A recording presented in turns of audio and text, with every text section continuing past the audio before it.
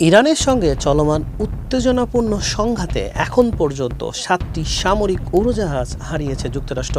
আন্তর্জাতিক সংবাদ মাধ্যম সিএনএনের প্রতিবেদনে এ তথ্য জানানো হয়েছে।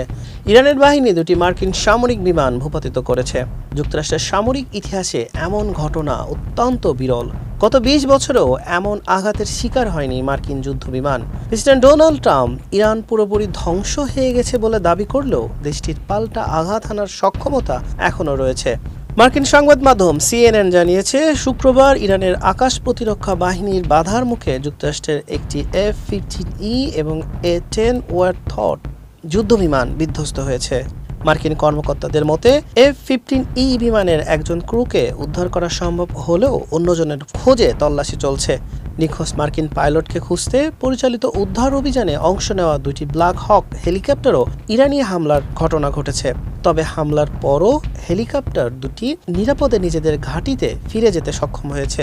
গত শুক্রবার পৃথক 2টি ঘটনায় যুক্তরাষ্ট্রের একটি F-15E স্ট্রাইক ঈগল এবং একটি A-10 ওয়ারথগ যুদ্ধবিমান বিধ্বস্ত হয়েছে। এর ফলে মোট ক্ষতির পরিমাণ বেড়ে দাঁড়িয়েছে 7টিতে। এর আগে গত 2 মার্চ কুয়েতে 3টি মার্কিন F-15 যুদ্ধবিমান ভূপাতিত হয়। এরপর 12 মার্চ ইরাকের আকাশসীমায় একটি KC-135 রিফুয়েলিং উড়োজাহাজ বিধ্বস্ত হয়ে 6 মার্কিন সেনা নিহত হন। 27 মার্চ সৌদি আরবের প্রিন্স সুলতান বিমানঘাঁটিতে ইরানি হামলায় একটি E-3 সেন্টি নজরদারি উড়োজাহাজ ধ্বংস হয় এবং রিফুয়েলিং বিমান ক্ষতিগ্রস্ত হয়। এদিকে গত মাসে একটি F-35 যুদ্ধবিমান জরুরি অবতরণ করতে বাধ্য হয়, যা ইরানের আকাশ প্রতিরক্ষা ব্যবস্থার আঘাতে ক্ষতিগ্রস্ত হয়েছে বলে দাবি করছে তাসনিম নিউজ। এদিকে আল জাজিরা জানিয়েছে, শুক্রবার কুয়েতের এক হামলায় যুক্তরাষ্ট্রের একটি CH-47 চিনুক হেলিকপ্টার ক্ষতিগ্রস্ত হয়েছে। এদিকে মধ্য ইসরায়েলে ইরান থেকে ছোড়া একটি ক্ষেপণাস্ত্র আঘাত হেনেছে। IRGC দাবি করেছে, গত 24 ঘন্টায় তারা একটি যুদ্ধবিমান সহ 5টি ড্রোন ও ক্রুজ ক্ষেপণাস্ত্র ভূপাতিত করেছে। দিনটিকে মার্কিন ও ইসরায়েলি বিমান বাহিনীর জন্য একটি কালো দিন বলে মন্তব্য করেছে IRGC।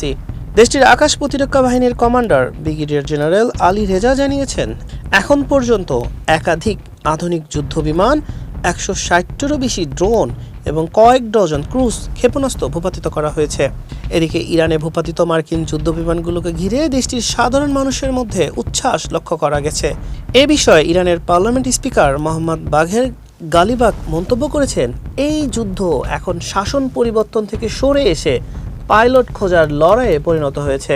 মার্কিন প্রেসিডেন্ট ডোনাল্ড ট্রাম্প হোয়াইট হাউসে অবস্থান করে উদ্ধার অভিযানের সর্বশেষ পরিস্থিতি সরাসরি পর্যবেক্ষণ করছেন বলে জানিয়েছে BBC।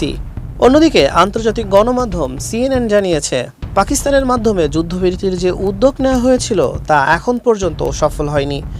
রয়টার্সের প্রতিবেদনে বলা হয়েছে, মার্কিন সেন্ট্রাল কমান্ডের তথ্য অনুযায়ী চলমান এই সংঘাতে এখন পর্যন্ত 13 জন মার্কিন সেনা নিহত এবং 300 জনেরও বেশি আহত হয়েছেন।